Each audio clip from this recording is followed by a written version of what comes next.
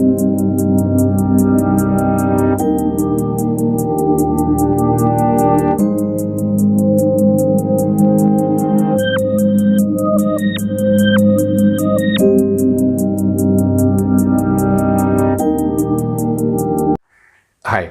If you want your case to be loved by High Court or Supreme Court, your case must have an element of risk. In other words, in a legal language, it must have substantial question of law. So what is a substantial question of law? A question of law which has two opinions. Now what is a question of law?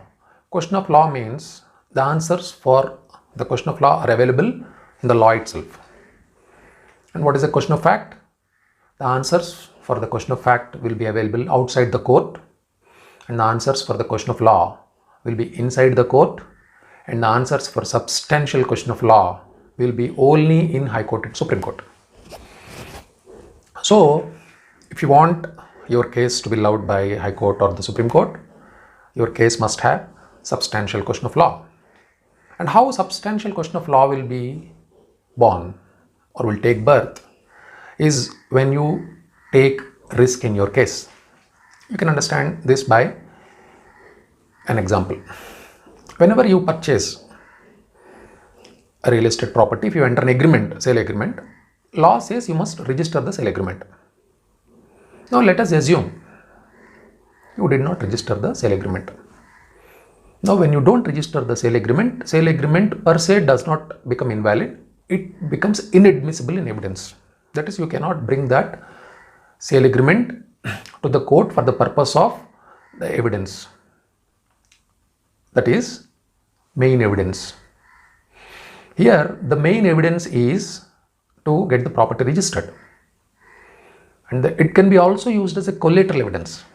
Now the collateral evidence means you can use it for recovery of your 10% margin money. So law says if you register it, you can use it for getting the property where the vendor failed to keep up his promise. And if you don't register the property, the sale agreement of the property, you will be entitled for your margin money. So this is the law. Now assume at that point of time the registrations are prohibited. Government sometimes prohibits registration temporarily in that particular survey number. And you wanted to purchase the plot, but government is not allowing you to register. Though you are ready to register the sale agreement, government is not ready to register the sale agreement due to the prohibition in accordance with Section 22A of Registration Act. Therefore, you went ahead and completed the transaction and paid the margin money without registration of sale agreement.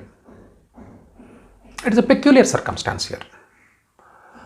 So after some time, registration prohibition was lifted, the ban was lifted, and let us assume you paid the balance 90%, or you are ready to pay the balance 90%, and in the meanwhile, the price of the property went up. And the vendor now doesn't want to sell the property because he wants to take advantage of the higher price.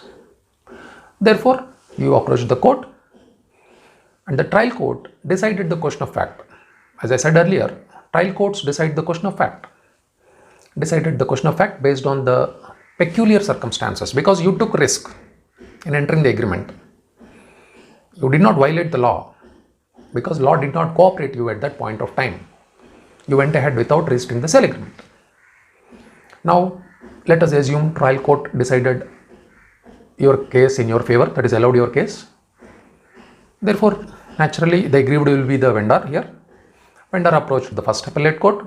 First appellate court reversed the case. That is to say, it dismissed the case of the purchaser. In other words, it allowed the case of the vendor. Now, the trial court allowed the case, appellate court refused the case. Now it becomes an important question, an important substantial question of law for the High Court or the Supreme Court. the substantial question of law will be, in the peculiar circumstances, if the registrations are prohibited and a sale agreement is entered, should the sale agreement be registered? Because registration is different, sale is different. Law recognizes registration as a document. It doesn't recognize registration as possession or title.